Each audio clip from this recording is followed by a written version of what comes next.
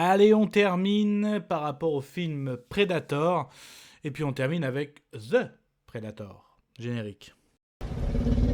Soit on meurt en héros, soit on vit assez longtemps pour se voir endosser la peau du méchant. Pour ce genre de choses, il existe des hommes comme moi. Il t'arrive de saigner. Vous pouvez respirer, vous pouvez cligner des yeux, vous pouvez pleurer. M'a ramené le conduit, celle-là.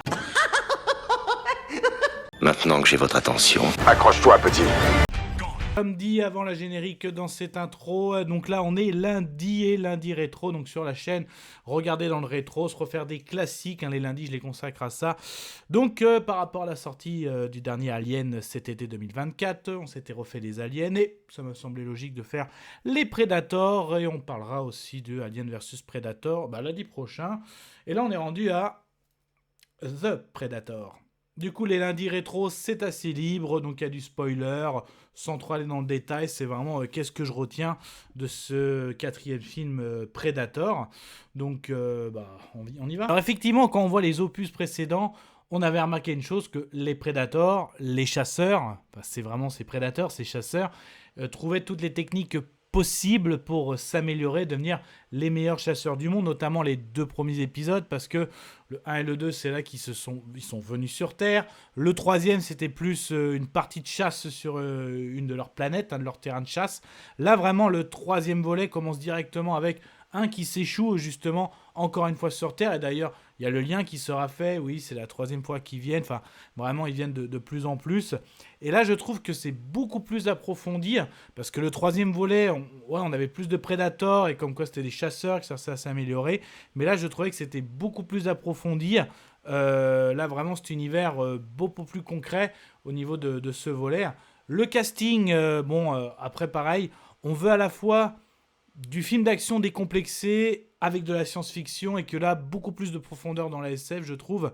Donc toujours plusieurs prédateurs, notamment.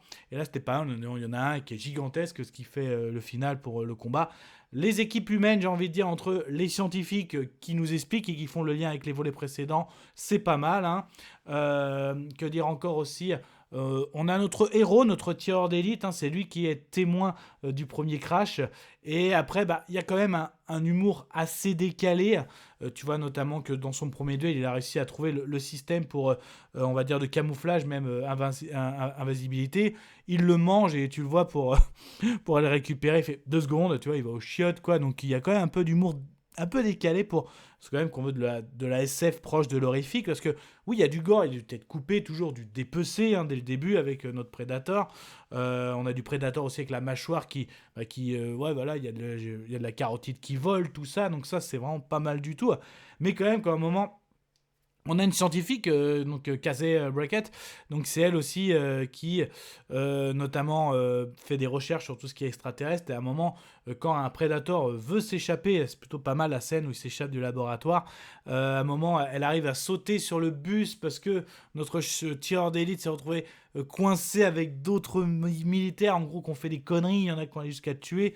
Et à un moment, il va dire saute, t'inquiète, je vais te rattraper. Et en fait, elle met trop de temps, elle fait oh, puis non, oh, puis mince, tant pis, désolé, elle s'éclate la cheville. Et juste avant, elle s'était foutu un tranquillisant.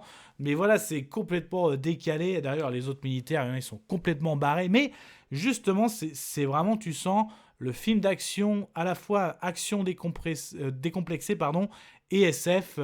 Où c'est un peu plus approfondi au niveau des prédateurs, parce que même notre tireur d'élite, lui, qu'est-ce qu'il fait quand il découvre il a découvert sur son premier duel, donc il a récupéré du matériel d'un prédateur, donc je l'ai dit, il a avalé tout ce qui est ce qui donne, on va dire, le pouvoir de devenir invisible, et ses armes, son casque du prédateur, il envoie ça chez lui, et en plus il met au nom de son fils comme s'il recevait son petit colis, voilà, il récupère ça. En plus on a le gamin, voilà, trouble, qui a des maladies, je crois qu'il est autiste, qui disent, donc en gros il s'en sert même pour Halloween, ça fait un carnage d'ailleurs quand il va faire sa chasse en c'est pour ça, c'est l'humour, même l'humour noir, un peu gore et noir, mais quand même c'est il y a un côté appréciable quand même, je trouve, dans ce film.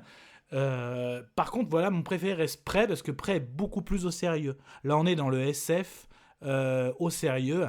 Là, quand même, il y a le côté... J'aime bien The Predator, mais on est quand même si ça commence à aboutir, il y a quand même un peu d'humour décalé.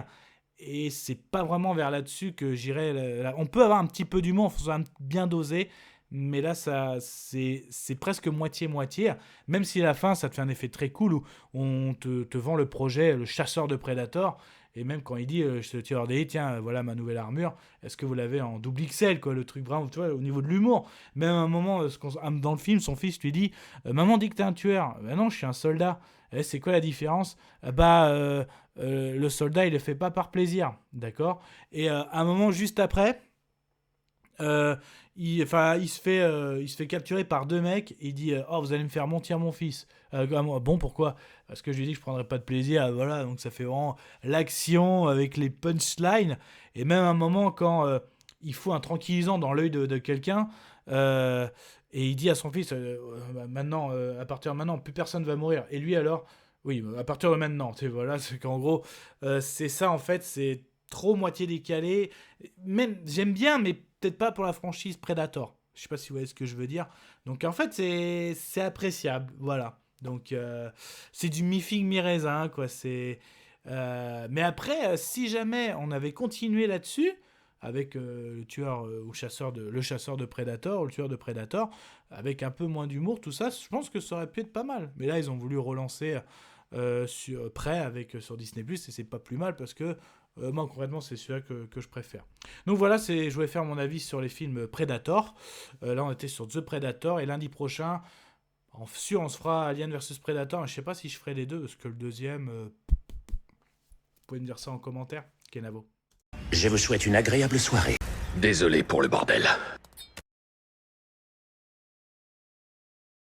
Au revoir.